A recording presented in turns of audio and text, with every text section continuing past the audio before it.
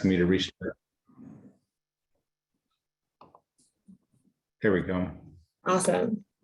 You know, it's amazing. Guidelines, I think, are also important, an important reflection of our understanding that, you know, all of the regions along the Sierra Nevada are at different stages, and that we're really trying to be inclusive in, you know, and understanding that, you know, project proponents are at various levels of development. And so their projects could be very nascent. They could be, you know, they could have been doing research and development for, you know, a year or two or more. And we really want to kind of meet you where you are in this phase one component to make sure that, you know, we're able to help everyone be successful going forward. And so that's, I think, an important aspect of these guidelines that we really wanted to talk about. You know, one way or another, what we're really driving toward, as I said earlier, is really utilizing this biomass in the Sierra Nevada successfully to reduce the fire risk that we're seeing, you know, severity, frequency, but to do it in a way that's creating products that are beneficial for California. You know, and the carbon negative approach that we're taking to this energy development, I think, is really, really important. And, you know, it's a culmination of technologies that have, you know, been deployed internationally, but are coming, you know, now to California, and putting all those ideas together for us to be able to be, you know, carbon negative in our energy production is a really important aspect of this that I hope we can demonstrate well and continue then to grow out this program to help both public and private players and stakeholders really start to build out this sector. So that is, you know, first and foremost what we're doing here. But I also want to talk about the co-benefits that go with this. So, you know, we are reducing biomass and turning it into products, but that's creating good forest health, better biodiversity, better watershed function, more recreation opportunities, you know, energy production, obviously. So there are all these other benefits that go along with this that are really, really important. And, you know, we want to make sure that we are talking about the bigger picture here, which is, you know, why I think DOC has been such a good home for this program, is because that is what we do. We are, you know, we operate at a landscape level. We look at larger systems of natural and working lands. And then we try to really, you know, kind of connect all those dots and tie together efforts and stakeholders to really tackle big issues across our landscapes. And so, you know, this is a really important project, but it's nested in our larger effort of looking at the watershed, looking at wildfire risk, understanding these hazards, looking at the economic development opportunities. These are all, you know, bigger rocks that we're moving, and this is a really important part of that. And it demonstrates, you know, a lot of work that we're doing across the department on pillars that we're standing up around watersheds and hazards and carbon management and economic sustainability. It's all of those pillars are built into this project, and so it's a good opportunity for us to demonstrate how those pillars are working from the Department of Conservation perspective, but also, you know, how this is a benefit to California across all those pillars and why they're so important to Californians. So with that, I will stop talking because I could go ad nauseum. This stuff is super interesting to me. And again, we are beneficiaries of working with a lot of people on this. And I just, again, want to end by complimenting everyone in their commitment to this and the time that they've been spending with us to really flesh out these guidelines and make this successful.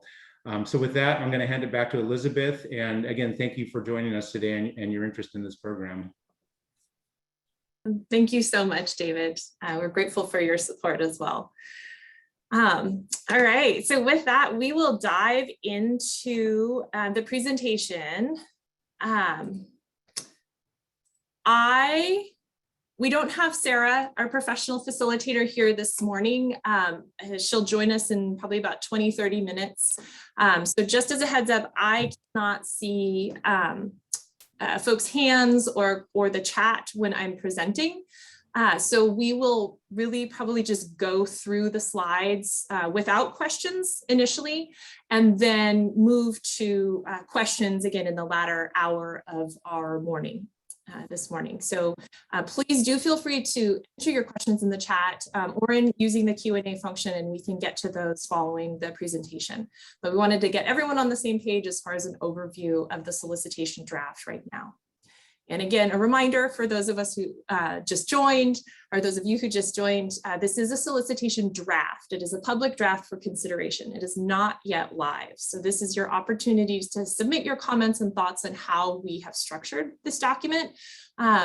We of course retain the authority to structure it in a way that best meets California's goals as well as policy and legal requirements, but really are hoping to hear from you around things that would make this better or facilitate your participation, result in a better product for all of us. So I appreciate you here today. And we will go into the presentation.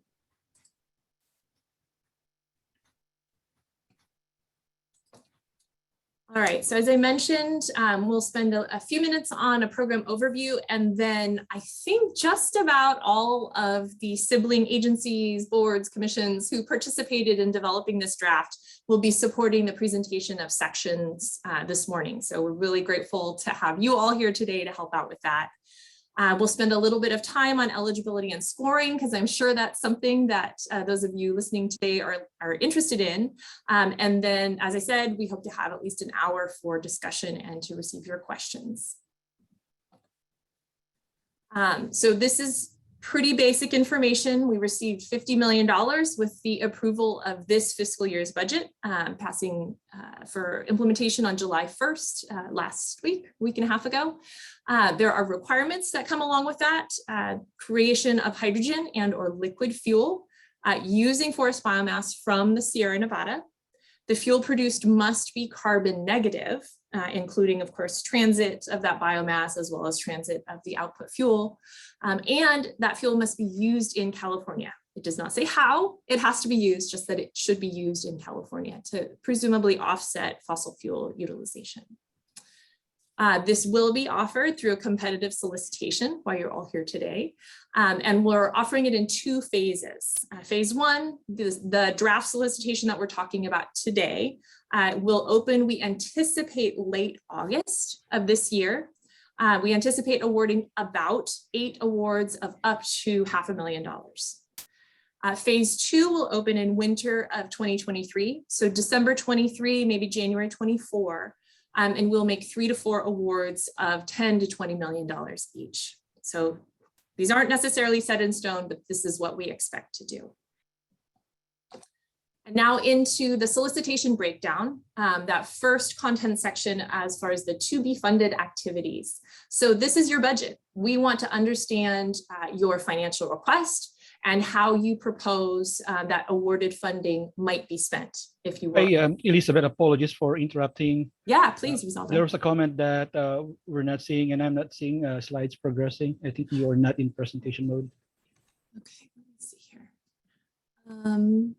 Let's see, can you see the slides right now and they're not in presentation mode? Yeah, it's not in presentation mode now, but you are now at least in slide 4, so we can see the slide 4 now. I might just hang out in this mode then. Okay. Because then I can actually see some of the visualizations too, if that's okay with folks. Is that large enough to see? Yes, I think it is large enough. Okay. All right, thank you so much, Rosaldo, for breaking in. I really appreciate that. All right. So yeah, the reimbursable expenditures are listed in the solicitation draft, but include things like feedstock development, the engineering, getting from FEL 1 to 2, or potentially from FEL 2 to 3, the life cycle analysis, that kind of thing is what we expect this grant funding to go towards. There are certainly things that are not allowed as far as state funding to be spent on from this grant. Any activities related to incineration, we don't want to be using old technology in this time where we're trying to minimize emissions. And then we don't want to be paying for marketing or business development, although certainly we understand that the pursuit of outtake agreements, the purchase of your output product, may fall under that from a business operations standpoint, but we certainly would be willing to pay for that. We want you to find someone to purchase your product here in California. So that certainly would be something we could pay for, but not general marketing and business development. Legal fees related to lawsuits, that kind of thing.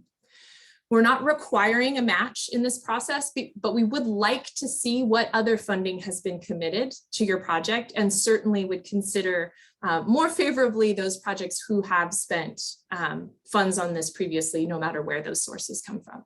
We'd like to see that progress has been made, that you're not applying for these funds as your first step in project development, that this is a step along the way, and that you have vested in the success of the expected project previously. We would like to see the funding request connected with the anticipated timeline. So of the funds requested, when do you anticipate needing them? When do you anticipate being at particular stages where you would want to purchase that property or make an investment from a lease perspective? That's the kind of thing we're talking about on that front. And then of particular interest to us is anticipated needs for the entire project. We would very much like to see what you anticipate the entire project costing. This will help us from a variety of perspectives, including anticipating what phase 2 looks like, but it also shows the existing latent demand within the Sierra Nevada and presumably in other parts of the state as well for this kind of program. So that's to be funded activities. We will now move to the project team, and I'll ask John to present this slide. Hi, thanks, Elizabeth. This is John McCarthy. I'm a forester at CAL FIRE in wood products and bioenergy. So even great projects, great ideas are going to hit bumpy places. And the way to get through those tough times is with your people. So competitive applicants are going to show strong teams. So provide the names of the key people, what their roles are, and bios for them. Provide an org chart. We want to see how your team is built. Is our people's experience related to the roles they have on the project? Are they working within their areas of expertise? Show also their commitments and their time. Are they allowed suitable time to bring their expertise to this project? And what other partnerships might you have? Are you partnering with other businesses, or do you have community support or other agencies? Those should be considered part of your team, and having strong relationships like that is going to make you more successful. We'd also like to see do you have previous experience working with public funding, either grants or loans? And do you have other investors? Do you have other debt or equity investors involved? So the stronger your team, the less risk there is, and the higher probability for you to be successful and for everybody to be successful. Awesome. Thank you so much, John. That's a really great way to put it. Appreciate that. All right, so community impacts. These projects have been controversial in some places in the past. And so considering community impacts and presumably benefits associated with the implementation of your proposed project is really important to the department and to the state of California, as well as the host communities and regions. So we want to the extent feasible, broaden the scope of benefit. As John mentioned, the opportunity for success, when you have more partnerships and more collaborations, there's more opportunity to do more good. And really, we're looking at modeling different types of project implementation. So what kinds of partnerships? I know at least one project proponent out there has an existing partnership with the Native American tribe. We'd love to see, how that works. And is that different from a project that might partner with a local government or with an academic institution? What are the benefits and costs of those kinds of diverse partnerships? As far as economic benefit, who is seeing that benefit? We are really looking at building local resilience and capacity, specifically in the Sierra Nevada. That was part of how this funding statute was structured. And so what is the extent to which you are investing in the rural community where the project may be hosted? And then we do have favorability criteria. I'll talk a little bit more about scoring later, but including tribes and disadvantaged communities, not just as consultation, but as active and perhaps funded members of your project team is absolutely encouraged. We want to see your co-benefits, which is something that we request also in financial feasibility, and we hope that these two sections talk to each other. And to show community support, which is another potential favorability criteria in terms of having letters of support from your proposed host community. Right, we will go into engineering, and Rizaldo, I will ask you to present this slide, please. Okay, yeah, thank you, Elizabeth, and good morning, everyone. I'll spend a few minutes describing this section of the proposed solicitation, but would like to start by acknowledging and appreciating the Department of Conservation, and in particular, Elizabeth, for amazingly leading and coordinating this important effort. So thank you for that. Now, this section is focused on the equipment, technology, and processes for converting forest biomass to biofuels or hydrogen. So that really includes the entire system, like from feedstock handling and management, conversion and processing into a final product. And we would like to understand where the applicant is in selecting and bringing the technology to the project, and where they are in the engineering steps and process, and what else are needed.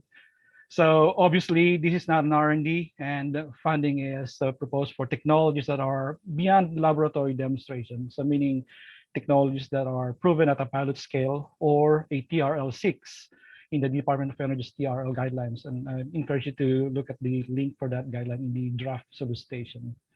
So what we are proposing to see in the application, one is a basic technology description, for example, operating principles or process descriptions, operational history. We will also like to see examples of similar installation that are in operation, basic block diagrams or process flow diagrams with data or information on material and energy inputs and outputs, such as fuel products and co-products, and efficiency calculations. Just describe individual components, for example, feedstock management or storage or processing, your conversion equipment, such as gasification, the balance of plant, any further refining or upgrading systems that are needed, and of equal importance, waste management strategy, like how do you handle the carbon, the tars, and other emissions. We would like to see application describe the project site, its readiness, and what further development is needed. Are there existing infrastructure or equipment that could be leveraged by the project?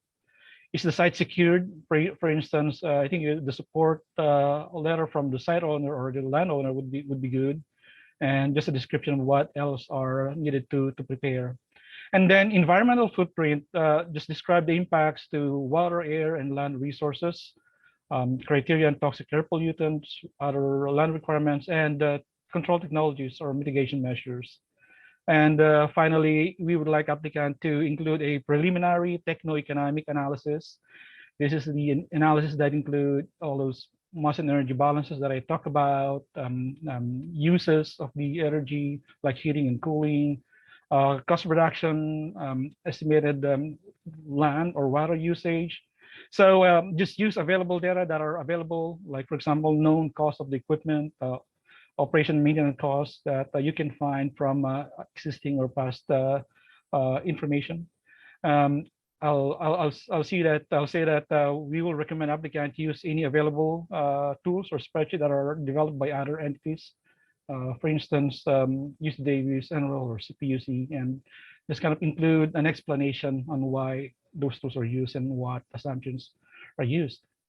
And I would just add that anticipated activities for phase one activity would be a lot of adapting those information and doing a lot of planning, developing the engineering design and construction plans, identifying project developers, technology providers, supply chain materials that you need, and financial partners. developing information that you will need for permit applications like conditional use permit, air permit, or building permits. And then I would say updating information on technology or techno-economic analysis. That's it for me, and thank you. Happy to answer question later. Fantastic, Rosaldo. Thank you so much. All right, next we have negative carbon accounting. Anthi, Alexiades, and possibly Carmen with you presenting negative carbon. Hi, good morning, everyone. This is Anthi Alexiades. I'm with the California Air Resources Board, and I'm a specialist in life cycle analysis of fuels, specifically those made from waste. So the intent of this section is to really understand the approach that project applicants intend to take to achieve a carbon negative fuel. And of course, under phase 2, as Elizabeth mentioned, the fuels that will be produced ultimately will need to be carbon negative as determined on a life cycle analysis basis of the greenhouse gases that are emitted and sequestered from the project. So recognizing, of course, that projects who are applying in phase 1 may not yet have a very detailed techno-economic analysis that would really provide those project-specific metrics that are needed to do a very robust LCA that will ultimately be needed. In the phase 1 application, we're just requiring a narrative that describes the approach, and then what we're calling a preliminary or screening level life cycle analysis of the greenhouse gases. So again, we understand you may need to rely on data that's found in peer-reviewed literature, and so just be sure to make clear any assumptions and provide the references that were relied upon for any of those values that are used in your calculations. And in the solicitation, you'll see that we did provide some guidelines and a few standard assumptions. And that's an area we are particularly interested in gathering your feedback on. If there's any additional criteria we could describe or some more standard values that would help just simplify or clarify this part of the application for you, please let us know. Thank you so much, Anthi. Really appreciate that. And just a point that the Energy Commission and Air Resources Board were both sibling agencies, departments who were called out in the statutory language, and we really appreciate your presence and support in this process. Thank you. All right, we're moving on to financial feasibility, and I will ask Dan Adler from the iBank to join us for this slide. Thank you, Elizabeth. Thanks very much for your leadership here. I'm Dan Adler with the Infrastructure Bank. Very happy to provide support to this important effort. I'll note that the iBank is not directly involved in providing capital to this work, but it is very much consistent with what we're doing with the Climate Catalyst Fund to promote forest biomass utilization. So thinking about the long-term capital structure for projects like this is key to what we're doing. I guess I would highlight a couple of points from this slide. First and foremost, obviously the project pro forma, the forward-looking statement that we're seeking here, while it's crucial, not all pro formas are the same. Those that are rooted in, say, a governmental finance activity that the project has access to a general fund, that provides a great degree of certainty for the investor, for the capital provider, in this case, this program. In this instance, I think we're anticipating a whole lot of uncertainties in the pro forma. And when investors look at high-risk projects, it's an exercise of teasing out from the pro forma, what do we need to believe, or what issues do we need to address if we're going to commit funds to this effort and still see it through to success. So I would think that as you develop your financial pro forma for this work, there will be those elements that you're relatively confident in terms of the cash flows in and the cash flows out. And then there's going to be those dependencies that will necessarily reflect all the other issues associated with building this market and developing these technologies. Director Shabazian said it very well at the beginning. We want to understand where you are and meet you there. This is not an exercise in identifying a whole long list of financial and market problems and expecting them to be solved at the beginning. So I'd say it's a conditional pro forma with the chance for you to say, if certain other aspects of the policy development work or the market development work proceed in these ways, then we believe that our finances will be organized as follows, and will generate revenue, we'll be able to service any debt that comes through and provide returns to our equity investors at the same time. So highly speculative, but this is a key aspect of the exercise because it will help us focus our collective thinking on where capital can work, what the gaps and risks are, and then accordingly, how we can redouble our efforts to make this market actually function as you lead the charge in building it on behalf of the policy community. Elizabeth mentioned at the beginning that we are prepared to support certain aspects of market development, specifically as it relates to the offtake agreements or the customers that you'll need to cultivate. So that is appropriate to consider and represent in your financial assessments here.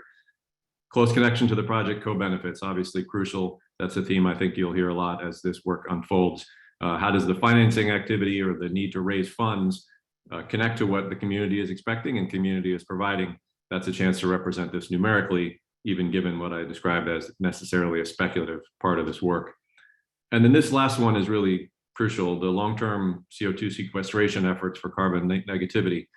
I don't think anybody has a firm grasp of what the costs associated with that will be, either from the cost of the feedstock on the front end or the process technologically in terms of infrastructure and in terms of the long-term capital needed to effectively secure this greenhouse gas for the long term. So that will be highly speculative, but we need market intelligence, what you've seen, what you believe to be the rough approximations of the costs and financial aspects of that challenge so that we again can collectively face that issue. There's a lot of uncertainties here. This is in many respects akin to a venture capital exercise where there's just a tremendous amount of risks and uncertainties out there in the market, but the social imperative is clear, and we're prepared, I think, to continuously adjust our thinking on the governmental side in terms of how we can support it financially in light of the market intelligence that you'll provide. So keen to answer any questions that you may have later on in the discussion. Thank you, Elizabeth. Fantastic. Thank you, Dan. Appreciate your presence. All right. So our last solicitation breakdown section slide here is on execution. And I'm going to ask my colleague here at the Department of Conservation, Graham Saint-Michel, to please join us for this slide.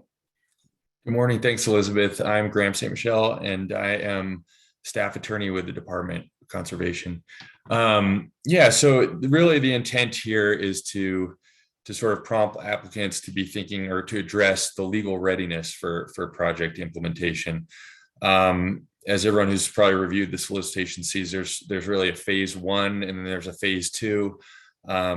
We don't anticipate necessarily that there'll be like, shovel ready projects for phase one, but this information that we're calling for here is really to help us to get a sense for, the applicants there's serious thought going into these sorts of requirements like CEQA and, how are you going to address CEQA in terms of how you're defining your phase one application, and then also your ultimate goal for this phase two project.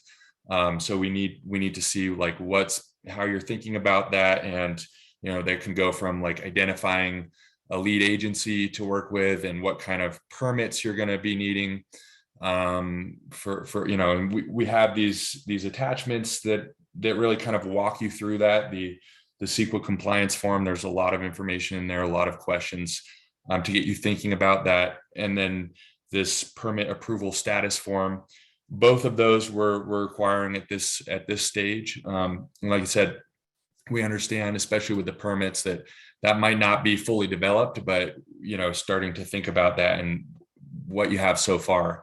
There's also the land tenure information as well, which is kind of optional at this stage in phase one. But we do eventually need to see what kinds of, is it, do you have ownership of land? Are you relying on, leases or licenses? And then also the feedstock supply. And we're looking for as much detail at this point as you can provide about the location and feedstock and where the sources are and what kind of agreements may be necessary to ensure that there's enough feedstock to meet the demand of your project. I think that's it for me on this one. Oh, and okay, the last bullet there, the talking about potential delays. As much information as we can get on this will help us to sort of evaluate these projects, and it's all going to be useful thinking even at this early stage to sort of just end up with a successful project. Thanks, Graham. Yeah, I think supply chain issues are something we've all been hearing a lot about for the last year. So understand that may impact project implementation for sure. I did just want to pause for a minute. While we don't have a section dedicated to feedstock, it certainly is a really important integral and central element to this program. So Carmen, I believe you're on, and I wanted to give you an opportunity to add to this execution conversation from a feedstock perspective, if you would like to.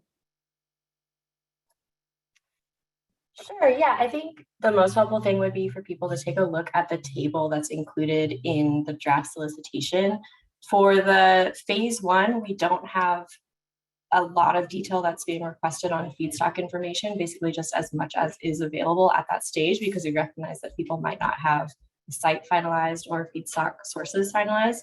But then for phase 2, we have a table in the solicitation that shows an idea of how we would likely score feedstock for phase 2 based on where it's coming from geographically and sources. So not making sure that not more than 20% is coming from outside the Sierra Nevada or from agricultural residue and that type of thing. So take a look at that and let us know if you have any questions in the Q&A.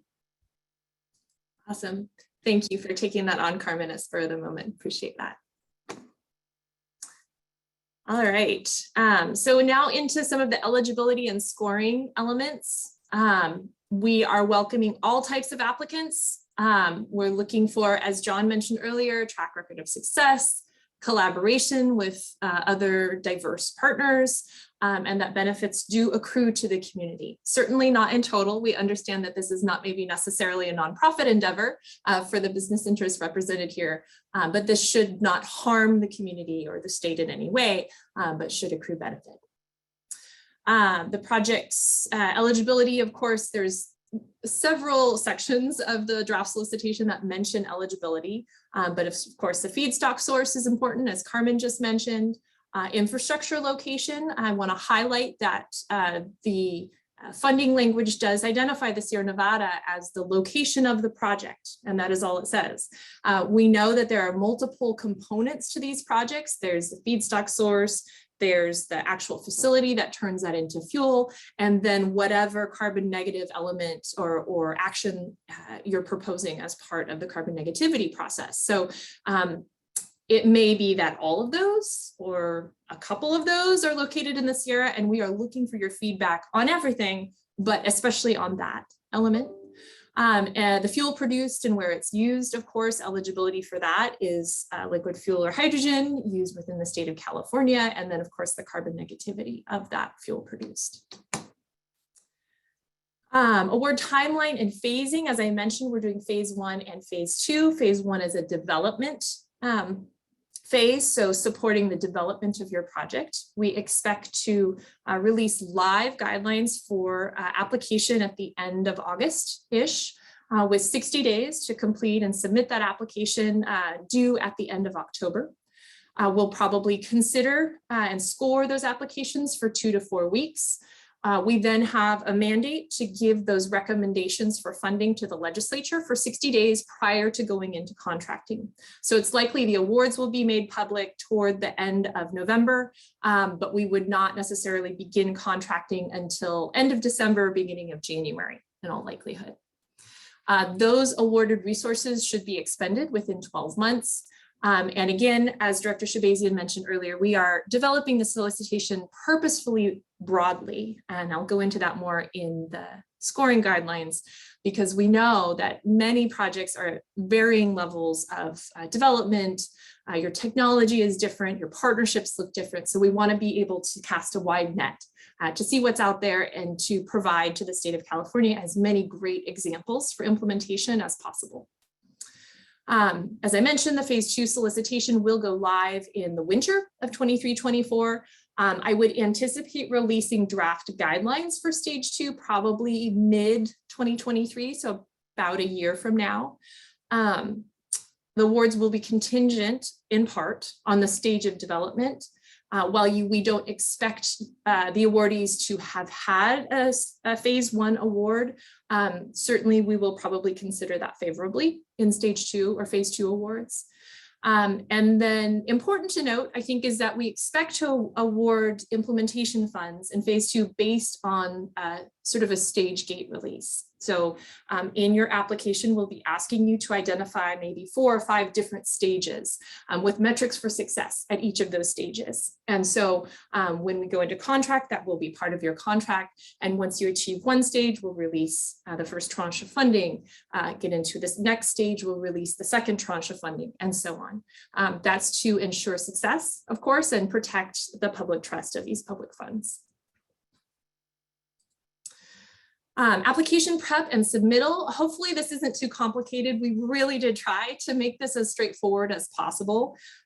We would like the narrative with the page limitations described in section 2, presented in the order described in section 2, as well as how the solicitation is laid out. The attachments required and or optional as described, using the templates where they are available, and file nomenclature for all attachments, even those that you end up creating yourself. We expect email applications to the program web email address. Those application materials can be in PDF or Word format, nothing too large or complicated, please. We do have some file size limitations. And those will come to our email address. And if you have, so we know that there may be some concerns about confidentiality in this process. While we discourage the use of confidentiality for the majority of your items, certainly if you have material that you would consider business secrets or confidential in any way, we have identified a mechanism for utilizing that would protect your information, as well as ensure that as much material as possible would be available for public disclosure should that request come from the public or legislature or the administration. So we would ask that you identify which item in the application email and in the narrative section, which item is confidential, and then include in both of those places access, a web address plus password, if that's appropriate, to an online file sharing tool, so that we as reviewers can review that file, but not maintain ownership of that, not download it, so that it would not be subject to a public access request. And questions, we welcome questions on that, of course. So scoring, ranking, and award. So again, because of the different stages of these projects that we anticipate, we have possibly a little bit more of a complicated scoring process, but I think it will allow for more flexibility in awarding these funds. So we have 3 sections. We have a pass-fail criteria, which 100% pass is required to maintain eligibility. We have the core criteria, which offers 100 points, and applications must receive at least 75 out of those 100 points to be eligible. And then we have favorability criteria. I've been thinking of them as bonus points. We have 40 points available in the favorability criteria. And these sections emphasize those areas that the Department of Conservation and indeed our partner agencies here want to incentivize. Things like I mentioned, tribal partnerships, technological readiness level that is higher. That kind of thing is what we want to incentivize. And then for the eligibility, applications must receive at least 90 out of 140 points. So of course, 100% passing of the pass-fail, and then 90 out of 140 points, which is the core and favorability criteria points combined, to be eligible for an award. And so those applications receiving 90 points or more will be ranked for award. And the Department of Conservation will award up to 8 grant awards or up to $4 million for the phase 1 awards. And finally, I included a slide on phase 2 just because I thought folks might be interested. There are expectations, we will have expectations for project readiness. I mentioned the stage gates and that we expect to release these guidelines in mid-2023. So we can talk more about that if you have questions. And finally, I did really just want to end with a huge thank you of gratitude to our cooperating and coordinating sibling agencies, departments, boards, commissions, conservancy. We really could not have done this without each and every one of you. And I think this represents an opportunity for collaboration and interaction, specifically on forest management, that maybe hasn't been something that we've always seen a lot in state government. And so I attribute that in huge part to the individuals present here today, and those referenced here on the slide. I really appreciate your time and energy in supporting this. So finally, thank you slide plus some instructions for written comments. We welcome your verbal input today, but would very much appreciate your comments in writing if that's at all possible, and would love to receive those at our program email address. And I think many of you have my email address as well. You're welcome to email me. I will check both of these things, both of these email addresses. So, and with that, let's see, I'm going to stop sharing and see if my partner agency folks have anything else to add to the conversation. And if not, we can get into questions. No? All right. So I saw some Q&A, and I saw, Anthi, thank you for going through the Q&A component. And then, let's see, I saw a few, one question here. So Linda, I'm sorry, I can't see your whole name. Oh, Linda Rose, hello. How can we get information about the feedstock availability on a daily basis? I'm not 100% sure that's a question we can answer, Linda Rose, but Carmen, would you be willing to take that on?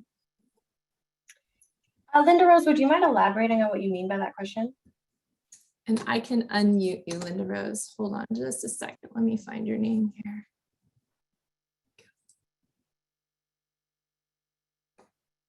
All right, you should have been invited to unmute, Linda Rose.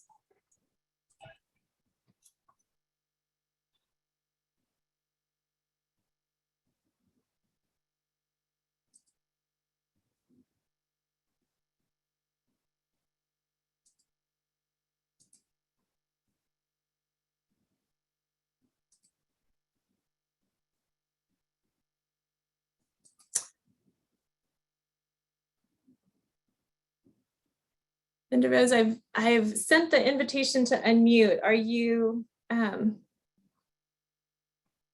able to select that? If not, I can connect you with Carmen after the presentation if that would work better.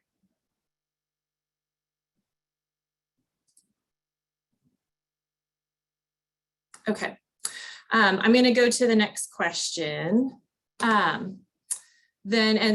Rose, feel free to put into the chat or text me directly if you're having some complications that I can help with.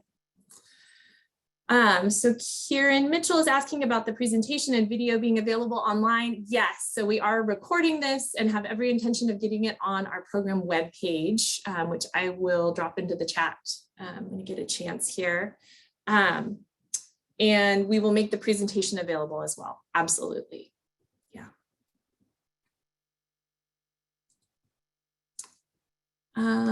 Noah, I see a question in the Q&A from you about confidentiality volume.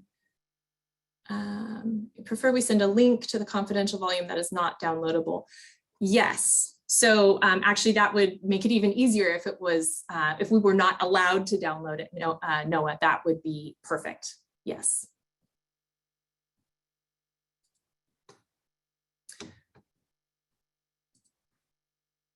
All right, other questions? We must have done an awesome job in the solicitation drafting.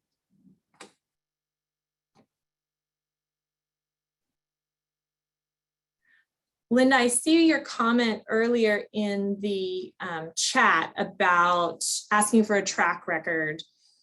Yes, we completely understand that this is early technology, certainly for California, perhaps not internationally, but that financing is a challenge for facilities like this and companies that do this good work. And so, yeah, definitely understand that while a company may not have direct experience in doing the exact kind of project that this process is funding, that we are asking that you supply some kind of demonstration of previous similar activity. And John, I know you talked a little bit about the partnerships slide and the experience and team. Did you want to add anything to that particular question?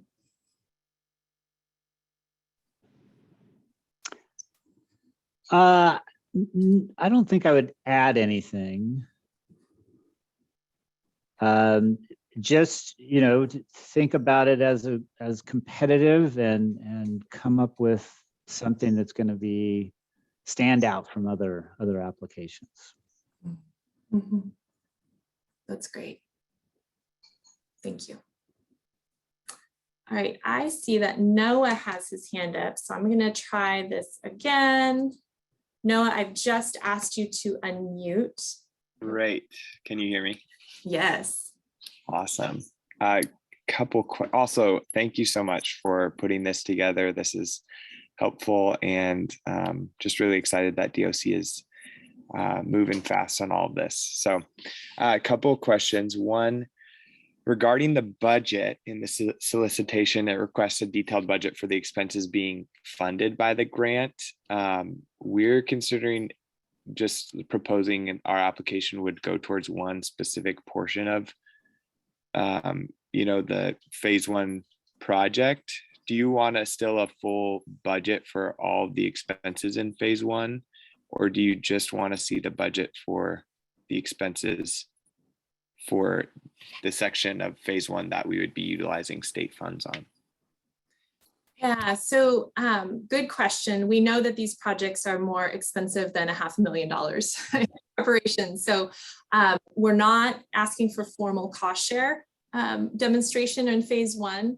And so we don't need the level of detail that we would like to see for your request for departmental funds.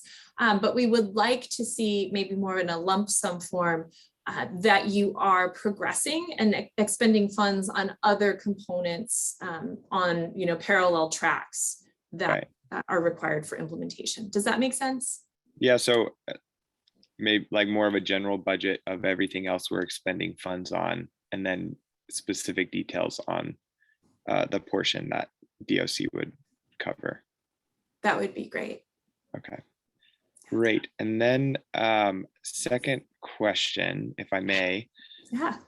Our project site is like right outside the border of the defined Sierra Nevadas, but all of the biomass will be, you know, the forest biomass would be coming from there.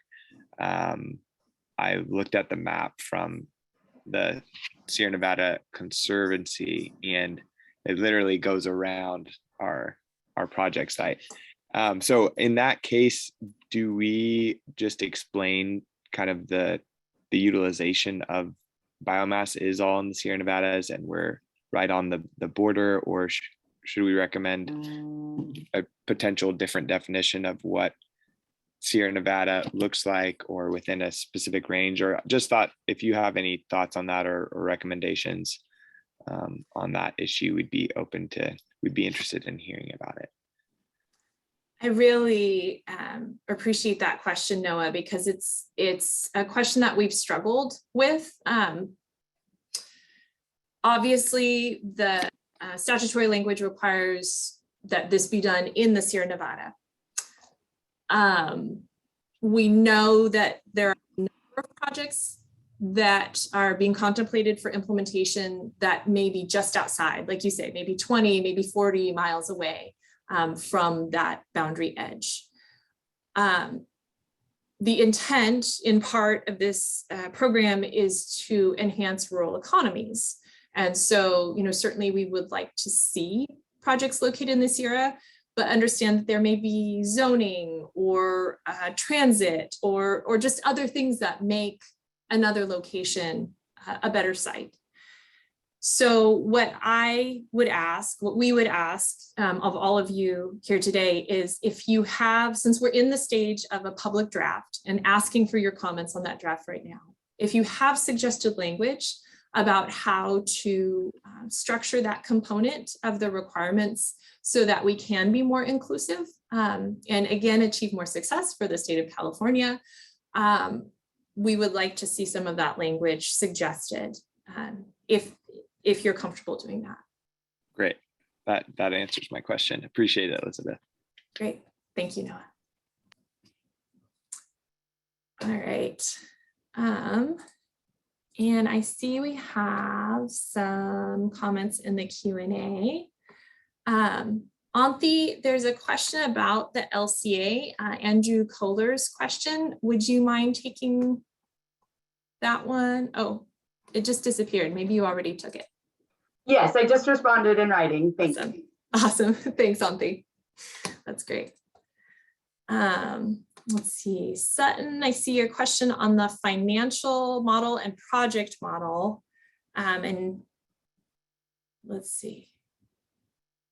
In our financial and project model, how much can we assume will change policy-wise? If we create a multiple case model where policy changes will make our projects even more attractive, will those be considered, or do they have to be ignored for the sake of fairness? Dan, would you like to take a stab at this one?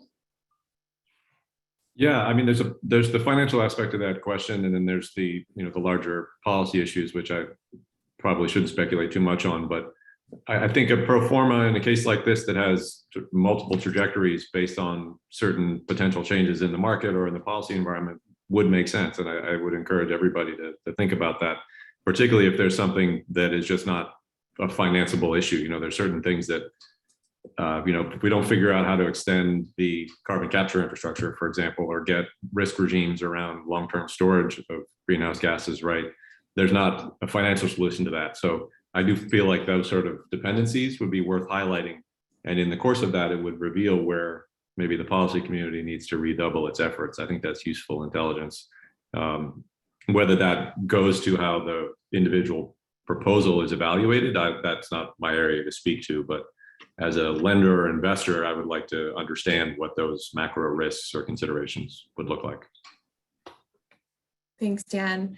And I guess maybe from a scoring perspective, Sutton, I think, we would like to see some of the things that would make your project ideal. Part of my title is policy advisor, so definitely always hungry for those ideas. But I think tagging those as conditions that would make the project favorable, and then providing information on, if policy doesn't change, if policy conditions or financial conditions don't change, this is what the situation would be, to allow us to have a full understanding of the suite, maybe the bookends of that potential success or implementation. That would be probably more fair and more transparent. Let me know if that makes sense, or if you have any follow-up questions on that. And in the meantime, I see a question from Linda Rose in the chat about if we have the technical, engineering, and financial partners. Oh, thank you, Sutton. Appreciate it. Technical, engineering, and financial partners to do a full-scale plant, do we still have to do a small pilot plant, or can we submit a proposal for a full-scale plant? Oh, Linda Rose, 1000% full-scale plant. Absolutely would love to see that. We understand that there may be some pilots suggested, which is totally fine. But really the pilot in this pilot program name is for us. This is a pilot program for the Department of Conservation in the state of California. We would love to see you implement a long-term capital investment in a rural community. Thank you.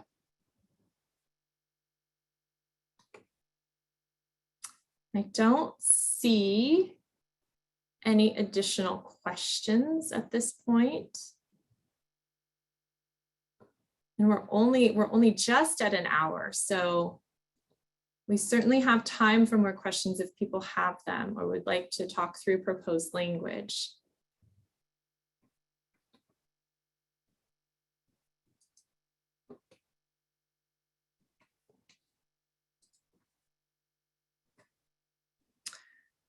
I'm going to put our program webpage into the chat. There's more information there. You can access, of course, the draft solicitation as well as the program email address to send comments through.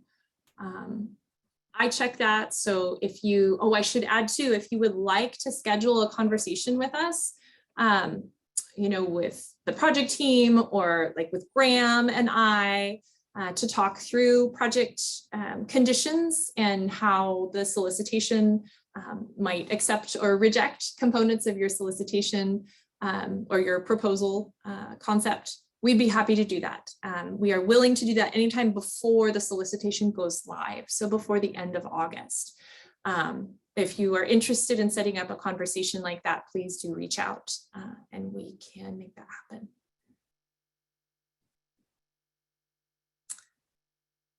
Well, with that, I do not see any more hands. I don't think I've missed any questions in the chat or in the Q&A. Agency partners, anything else we should be mentioning that I'm missing? I think that from me, Elizabeth. Thank you. That's pretty well covered. Thanks, Rosaldo.